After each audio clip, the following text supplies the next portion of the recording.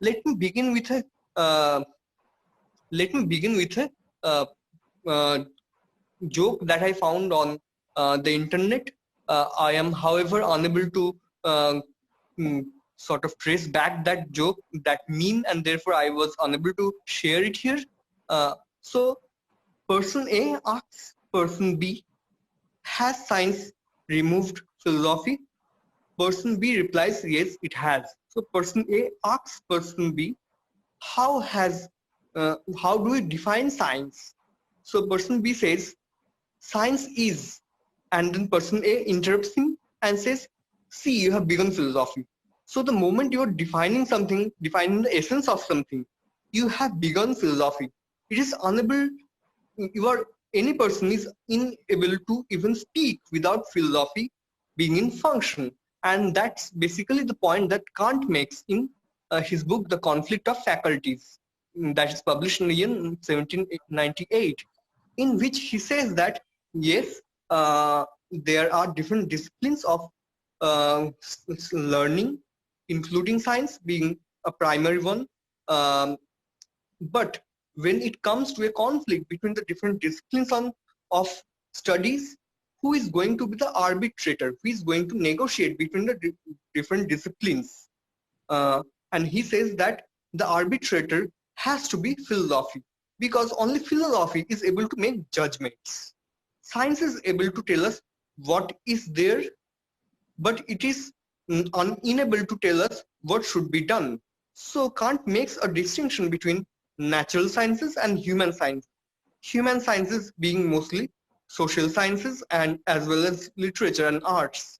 And he says between the natural sciences and the human sciences, philosophy is the discipline that will negotiate.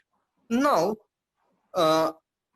before Kant said this, the seat of the negotiator was basically given to theology. From the medieval ages until the Enlightenment, theology used to be treated as the foremost discipline of study. It is the final discipline of study. So obviously it would have to be the negotiator. However, during the Enlightenment, by the time of the Enlightenment, theology or spiritualism, the importance of spiritualism decreased, and therefore philosophy has to take the new seat. Now, the difference between philosophy and theology is that theology is a theocentric discipline, that is, God is the primary source and authority, whereas in case of philosophy, it is human being who are the primary source and the primary authority. So we have a movement which Kant calls a Copernican movement or a revolution from a theocentric world to an anthropocentric world. Next slide, please. Yeah. So this development during which the human being became primary for Western thought has its reflections, or rather has its influences in political developments of the time, especially two important developments, which are the French Revolution and the American Revolution. And these revolutions were key in defining what we now in modern times call the human rights.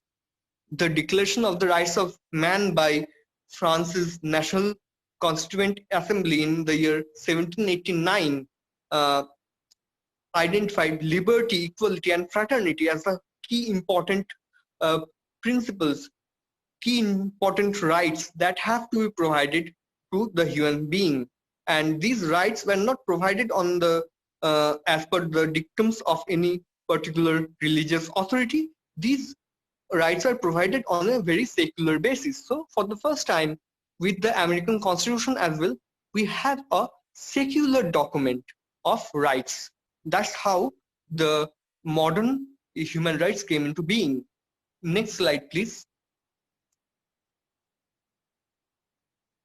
Yeah. So now I want to particularly identify the fact that in case of the Enlightenment thinkers on human rights, property rights were very key in defining human rights.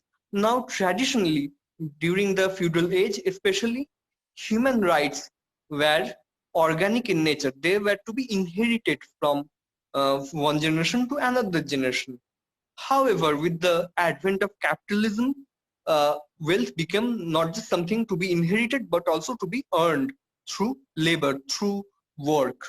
And therefore, the property rights, which were previously mostly organic, also became legal. They have to be earned through legal procedures. Uh, the advent of paper money is another important event in this fashion, because with paper money,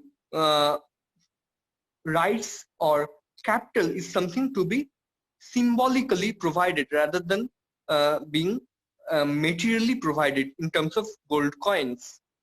This was a problem for many of the people of the Enlightenment, because the majority of the people of during the Enlightenment were illiterate. So they were at the mercy of the court, uh, and also all the fraudulent practices of uh, legal rights, legal process, legal laws. They were at the mercy of these people because they themselves could not claim anything. And this ambiguity regarding property rights also uh, led to the downfall of the old feudal era. One important document uh, during this time that sort of revolutionizes the concept of property rights is John Locke's treatise on civil government, that was published quite early on in the year 1689, in which John Locke says this very same thing, that rights are not to be granted by any authority, be it the king or the nation. Rights, including the rights of individuality, like the right to live, most importantly, are actually they actually belong to the individual since his or her very birth. They are integral to the very existence of the individual. They are not to be granted, they are just to be recognized. So, uh, as a result, rights, human rights, were like properties that a particular person owns since his or her very birth. Agamben has identified that this development in the concept of property rights also indicates the development of modern nationhood or nationality. Because earlier, nationhood is something that was determined as per the existence of the ruler, the king or queen. Upon being the subject of a particular king or queen, we are belonging to a certain nation. However, now we belong to a nation upon being born within a nation. Agamben has actually pointed out an etymological uh, coincidence between the words nation and nativity. Both words go back to the word birth, nativity being implying birth. So it is by birth that one belongs to a nation and not by the authority or the dictum of any ruler or any religious organization. Therefore, nationhood itself became a secular concept during this time. However, the equation between property rights and human rights created a margin of society because not everyone had property rights, especially the women and the slaves were without property, and therefore their political representation was a point of debate. And we have writers like Wollstonecraft, Mary Wollstonecraft, or Thomas Paine, who have written upon the concept of uh, the individuality of the women and the slaves. They have written upon the abolition, why the abolition should be observed. Precisely this margin of society, um, where the slaves or the women or even the criminal or the sick people or the madman belong, has been the uh, point of interest of philosophers like Nietzsche and Foucault, who have challenged the more mainstream narrative of the Enlightenment. And they have identified that this very distinction between the madman and the sane, or the criminal and the normative proper human being, was instrumental in creating the notion of the human being. Uh, According to Foucault, the human being or the human is actually an invention that was constructed in the 18th century. It is not an universal category as opposed to what we generally think of. He says that the human being actually did not even exist before the Enlightenment. We may have the person on the individual, but not the human being. And therefore, the human rights, the definition of the human rights was very important in creating the human being. Now, I will briefly refer to a book by Harold Bloom titled The Invention of the Human, which is a book on Shakespeare. In that book, Harold Bloom has similarly argued that the human being was invented and not, mark the word please, discovered by Shakespeare. Shakespeare, in his own manner, has also invented the human being. Similarly, the Enlightenment has also invented the human being. Next slide, please. So this development in property rights was instrumental in initiating the concept of private property and thereby the idea of capitalism. Adam Smith's The Wealth of the Nation is often considered the Bible or the original uh, text on capitalism. And in this text, Adam Smith has argued about a free market economy.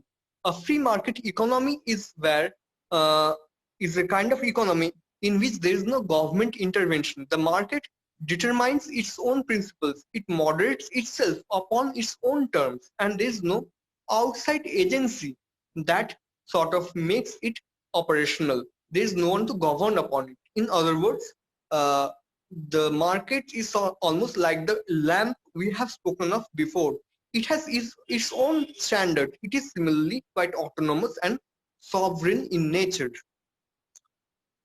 And the development of capitalism therefore has been instrumental in also the development of the modern individualism. You see, we have during this time the key revolutionary writers of the liberal tradition, including Edmund Burke. Actually, Edmund Burke was more of a conservative who spoke against the revolution, the French Revolution. He spoke in support of the traditional laws of feudalism. However, there are other writers, including the Godwin family and also Thomas Paine, who have challenged Edmund Burke, and they have identified the emergence of the new individual, the autonomous human being, as also identified by Kant. The Godwin family is especially interesting and important from the net perspective because every member of the Godwin family, we may say, is a person asked about in the net. So it begins with William Godwin, who has his book Reflections on, Inquiry Concerning Political Justice, published in the year 1793. We have his wife, Mary Wollstonecraft, who is the writer of multiple other books other than The Vindication of the Rights of Women. Please go through his bibliography if you're, her bibliography if you're studying for NET, because there are multiple important works asked about in NET. And then Mary Wollstonecraft actually died quite young at childbirth. Her daughter was Mary Shelley or Mary Wollstonecraft Shelley, who is the writer of Frankenstein, and she married P.B. Shelley. Also, the Wollstonecrafts were good friends of William Blake. As a result, we find certain reflections of Wollstonecraft's and as well as Godwin's ideas in Blake's works, like the Vision of the Daughters of Albion, which speaks about women's rights, or the Book of Thel, which similarly speaks about the women's rights. So, in Romantic literature, therefore, we see the emergence of the independent human being. For example, we have Shelley's Prometheus Unbound. Prometheus Unbound is the story of a person, Prometheus, who has gained his independence from the world of the gods. And similarly, we can find many other such heroes, rather tragic heroes in romantic literature who have won over the gods. But just like Satan, who is the favorite character for all the romantics, they fall upon their own transgressive action. So we have heroes like Prometheus, Satan, uh, Byron has a book on Cain, and then we have Hyperion, a figure for Keats. John Keats writes on Hyperion, as Hyperion is also written on by the German poet Hölderlin in his book Hyperion and Other Poems. The fall of the Titans actually is a very favorite metaphor for the romantic writers, because it implies the downfall of previous order and the establishment of a new order. But as I was speaking of the tragic tone in this uh, development, we find this tragic tone most significantly in uh, Mary Shelley's Frankenstein, which is subtitled A Modern Prometheus. In this book, what we find is that the right to provide or produce life is a right solely belonging to nature. However, for the first time, a person is actually violating that sole right of nature. That right of nature, that of producing life, is no more belonging to nature solely. Rather, Victor Frankenstein has of his own produced life. And because he has done something that human beings are not supposed to, he goes through a tragic downfall. However, uh, this uh, this idea of autonomous production is, as I already identified, a guiding principle in the romantic literature. Other than the British writers of whom I have spoken so far, we have other very principal Enlightenment thinkers and literary writers during this age who are also asked about in net. We have Hölderlin, as I already mentioned, Hölderlin from Germany, who is generally considered the biggest poet of all times in Germany. We have Goethe, who is sort of an equivalent of Rabindranath Tagore, what Rabindranath Tagore is for the Bengali literature, if not for Indian literature. That is an arguable point, but he's certainly the main figure in Bengali literature. Similarly, Goethe is the most important figure in German literature. We have Victor Hugo writing along the same time, who is the greatest figure in French literature. We have Baudelaire, who is the greatest poet in French literature, arguably. We have also a bit later on the products of the Enlightenment Russia, Dostoevsky and Tolstoy, who are together considered the greatest writers of Russian literature. So you see, the developments of the Enlightenment produced some of the best writers of the European civilization. And so let us move on to the next slide, please.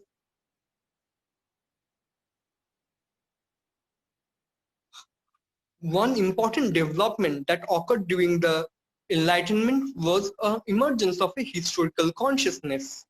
You see, before this, for the Enlightenment thinkers, for the Western thinkers, categories like reason or individuality or selfhood or God, these were all universal categories, and they would not change with history. They were not subject to the progress of history. But during the Enlightenment, people and thinkers became conscious of the fact that things, concepts, change their roles with history. This his new emerging historical consciousness is reflected in literature. For example, we have the Gothic novels, in which go back in time. They go to a pre-Newtonian or a pre-Renaissance period and write about a time where the world was different, where mystery still was prevalent, because Newtonian science has still not explained the world. We also have the emergence of the historical romance. Walter Scott is generally credited with the foundation of the historical romance. And very importantly, we have Voltaire. Now, Voltaire makes a very important point in the study of history. He says that so far, what has been considered history by the the Western thinkers is actually quite narrow in focus. So far, the Western writers, the historians, have written about history from the Greek civilization on to the present in Europe. But outside of Europe, there are so many countries, so many cultures, and there is history for every one of these cultures. So, with Voltaire, we see that the horizon of understanding of particular cultural understanding for the Western thinkers have broadened up. They have opened up to other cultures. Cosmopolitanism became a possibility with the Enlightenment. It is around this time that we see the influx of scriptures from other civilizations, like the Hindu scriptures, the Buddhist scriptures are now being translated into English or German around this time. So we for the first time see European writers, including the Romantics, becoming conscious of the uh, Indian philosophers. And particularly the Upanishads was a favorite for the Romantic writers. Although it might be argued that the Western thinkers could not actually grasp the main essence of um, Indian philosophy until Schopenhauer. Schopenhauer was really the philosopher who engaged in a thorough manner with Indian philosophy. The epitome of this historical consciousness during the Renaissance, during the Enlightenment, not Renaissance, was the book called Lectures on the Philosophy of History, which was published by Hegel in 1837. In this book, Hegel identifies that the development of philosophy in the Western world has not happened independently. Rather, the developments of history has influenced philosophy and philosophy has influenced history. So the two have developed together in a almost dialectical fashion, And this insight provided by Hegel was key for the developments of socialism during the early 19th century. So because of Hegel, it is only because of Hegel's insight that we have the socialists like Feuerbach or Karl Marx. Because of Hegel, history became gradually secular. Karl Marx is actually credited with making history secular by divorcing it from the spiritual orientations of Hegel. So in case of Hegel, he thinks that history progresses from the particular to the universal. We are moving to a more universal and more ideal state of civilization. On the other hand, Marx says that the past was more concerned with generalizations. The past was theological, and theology is nothing but obfuscations. They are not real. So we are in fact moving from generalizations to particulars. So he has sort of turned Hegel over its own head and made him right. That's what Marx says. That's what Marx claims. Next slide, please. Another very important development during the Enlightenment was occurring in pedagogy. I have already spoken about Kant, in fact, how he sort of made a distinction between the different disciplines of study in the academia. Another very important philosopher in this case is Rousseau, in whose Emile, the novel as well as treatise, he sort of reverses the relation between nature and culture that has been sort of assumed so far. So far, especially the neoclassical thinkers would say that the purpose of education is that of taking us from nature to civilization. It is to make us civilized. However, Rousseau alters the sequence. He says that nature is actually the ideal state, and we have been moving away from the ideal state, which is nature, which is natural. The purpose of education should be to sort of unite us with nature, back with nature. So his famous quote is that we are born free, but everywhere we are in chains. Man is born free, but everywhere he is in chains.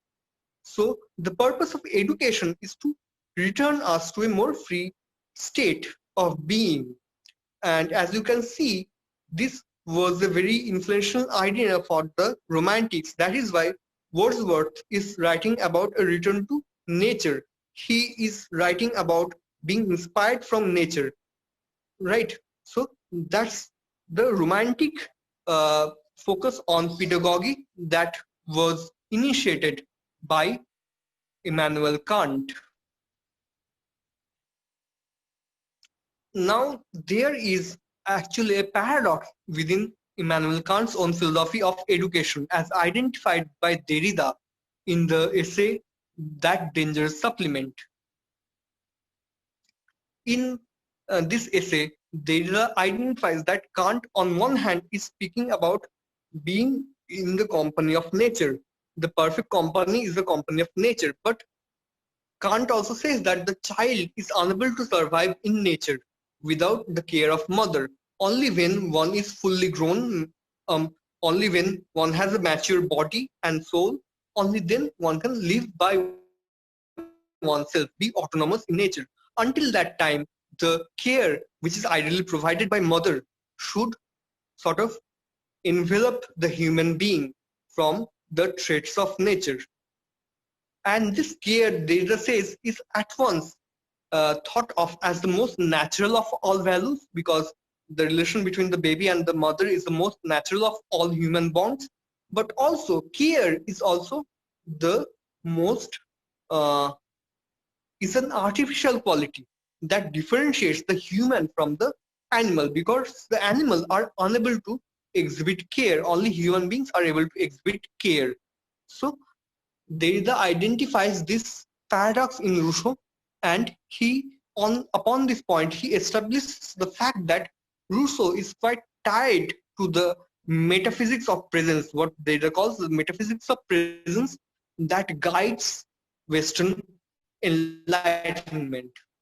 However, let me now point out that uh, another important disciple of Derrida, Paul Diman, in his work Blindness and Insight, reworks upon Derrida's Rousseau, and he says that Derrida was unable to fully understand Rousseau, in fact, because Rousseau has already sort of accepted the fact that the metaphysics of presence is breaking down. In fact, Romantic literature uh, has already shown traits whereby we can identify the breakdown of the metaphysics of presence. The Romantic uh, fragment, for example, which is a very important genre of creation for the Romantics, including, for example, you have uh, Coleridge's Kubla Khan or Christabel. These are all works that identify a lack or absence in the aesthetic reception of the world. And these lacks or fragments indicate that the Romantics were quite aware of the fact that presence is not an absolute thing. Presence is constituted.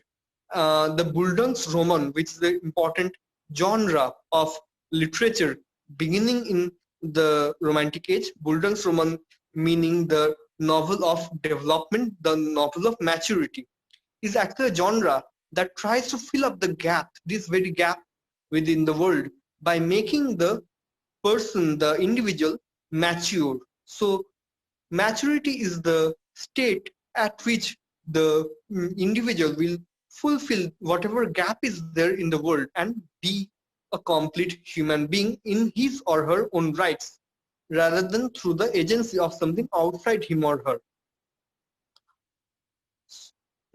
Next slide, please. So, lastly, I would like to identify the fact that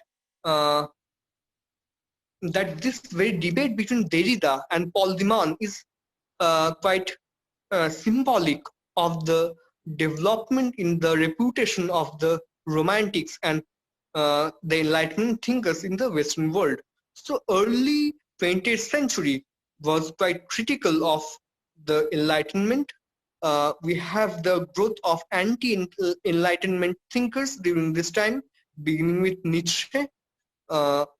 And as we see, Derrida is pointing out the lacks within Rousseau, although he has his own sort of uh, appreciation for Rousseau.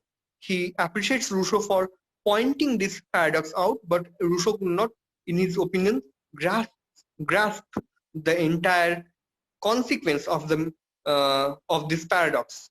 But Paul Diman sort of gives Rousseau even more credit.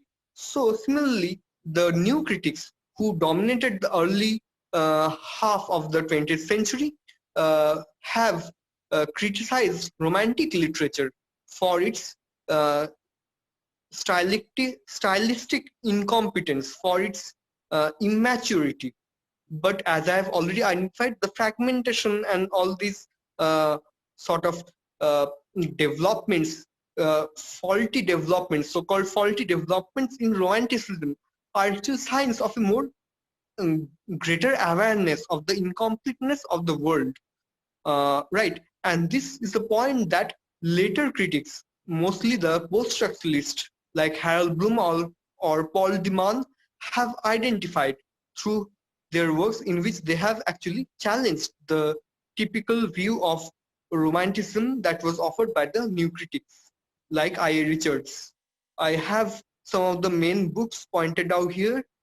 These are books that often are asked about in net. That's why I have pointed these books out. Similarly, another very important challenge to the Enlightenment thought was provided by the Frankfurt School in Germany, especially Adorno and Horkheimer has their book called The Dialectic of Enlightenment, in which they have identified the fact that the Enlightenment has not actually brought us to a more liberal, more socially equal and progressive society. Instead, the Enlightenment is actually responsible for leading us towards the Second World War and the fascist dictatorships that will emerge in the world during the Second World War.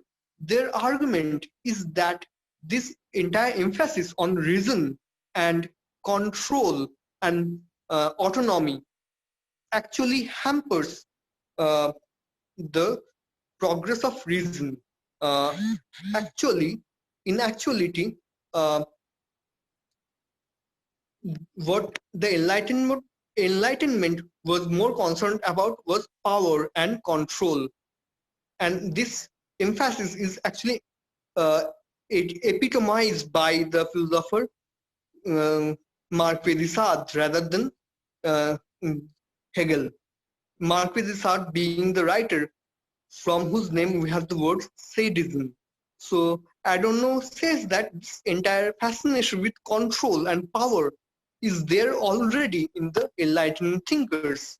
And this entire fascination, this desire for knowledge, power, and control that is also identified by Foucault in his works, has exploded into the scene during the Second World War, and that is why the fascist regimes have cropped up.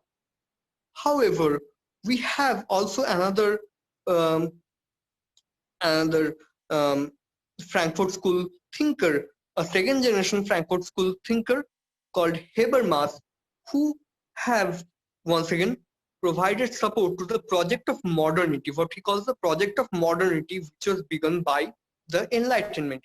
According to Habermas, yes, Adorno is right. The Enlightenment which also coincides with capitalism as well as colonialism. So these traits of power and control define capitalism and colonialism. And yes, Adorno was right in identifying the fact that the Enlightenment was the source of all these tendencies. However, the Enlightenment has also given us the hope for freedom, liberty, the hope for equal rights for everyone. And these are hopes that are important, even though the Enlightenment has sort of betrayed us in certain senses. It has nonetheless given us certain ideals that we should work towards. All right. So that's the idea that um, uh, we find in the later half of the 20th century. As a result, you can see that the Enlightenment is very key for the development of Western philosophy as such. It is a movement without which we would not have any of the Western philosophers we have right now. It is often said about Plato that whatever Western philosophy has emerged is actually a footnote to Plato, because Plato has in fact said everything that is to be said regarding philosophy, and every other philosopher is writing a footnote to Plato, just adding things to Plato.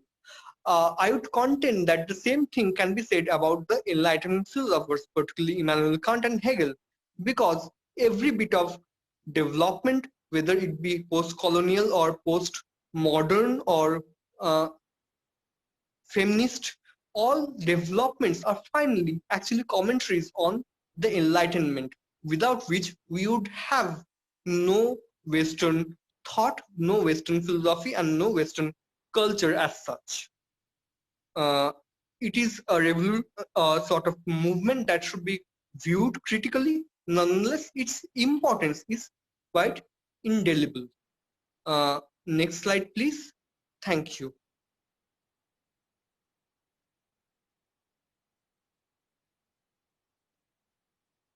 Okay, we have two questions. Okay. The first one is by Aman Giri. He writes, how does Locke define political power, and what justification does Locke provide for the claim that it is wrong to do harm to one's life, liberty, and property? Okay. So I would have to refer to the idea of the social contract that was very important during the the late 18th century in this case. The social contract is an idea that we have developed, we see as have been developed by Hobbes in his book Leviathan, another very important work, in which Hobbes says that in a society, every person can kill every person, harm every person, kill every person, rob any person, uh, because the property of any individual being is firstly self-interest. Self-interest defines any individual human being. But because we are living in a society, we have to observe a contract by which we should not harm anyone. Because if every person is harming every other person, then there will be no society. So it is a mutual contract that we all enter into, on the basis of which we have society. If harming others, taking others' liberty, and taking others' property was something wrong, then no bit of property, no bit of right would be ensured for anyone at all in society. All right. Uh, the This idea, as provided by Hobbes, was followed upon by Locke in his own writings on the social contract. The only difference between Hobbes and Locke is that Hobbes was writing of social contract that is uh, sort of imposed, that is observed upon by uh, by the ruling power, by authority. Whereas with Locke, we are moving on towards a society in which these rights, these powers, these properties are sort of self-acquired by the individual and not provided. That's the difference between Locke and Hobbes. Nonetheless, the basic argument remains the same between Locke and Hobbes. I hope that explains the point.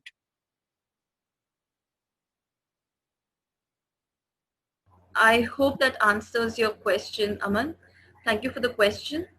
The second question is by Abhilasha Roy. She asks, can you please explain the metaphysics of presence by Derrida in detail? Okay, the metaphysics of presence.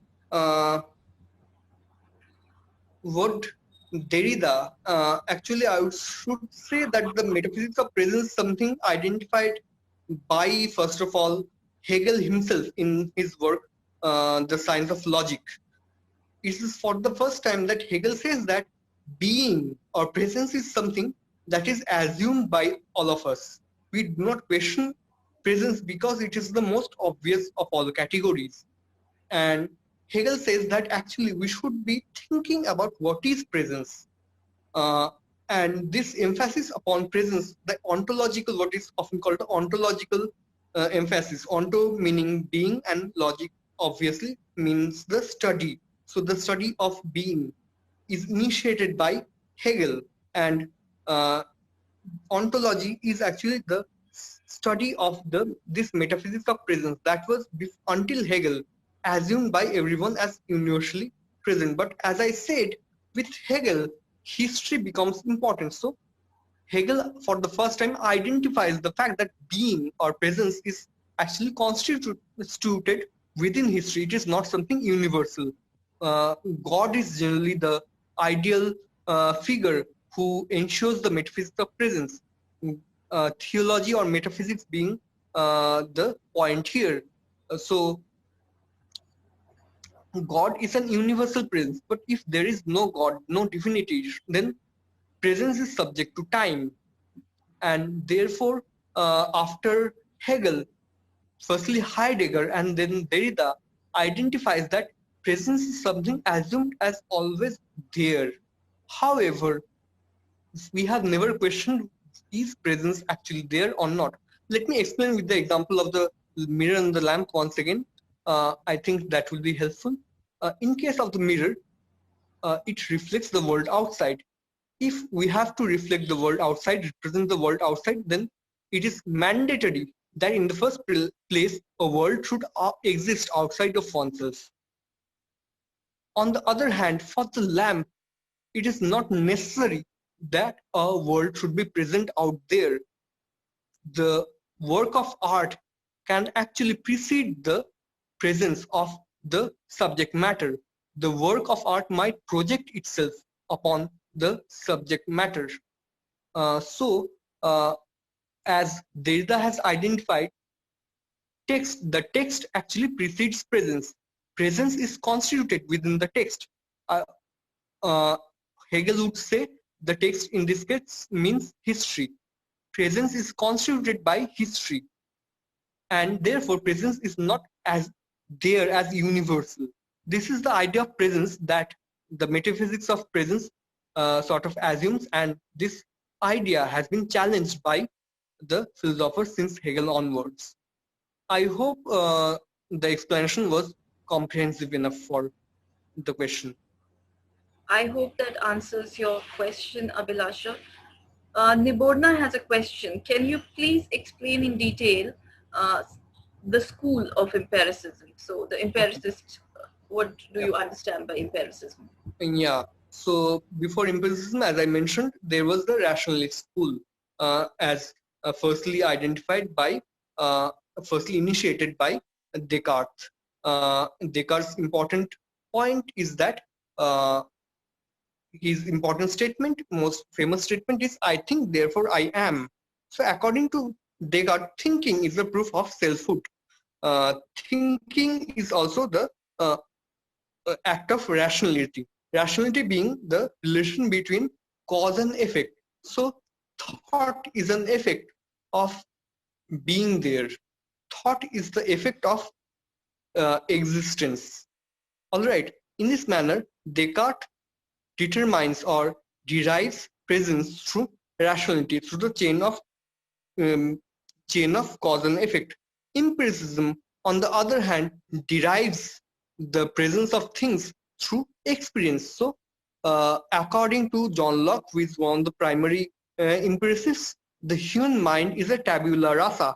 It's an empty slate. While when we are born, we are an empty slate, and then we experience life, and by gaining experience in life, we start to understand life. The basic idea is quite simple, that life is understood through experience. It is only through experience that life or reality can be determined. That's the basic principle of empiricism.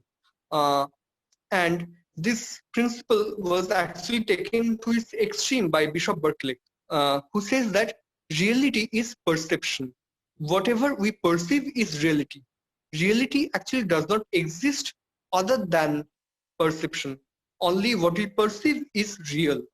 For example, this is ideally the case with dreams. In case of dreams, we see things, and only because we are dreaming things, they exist. Other than that, nothing exists within a dream.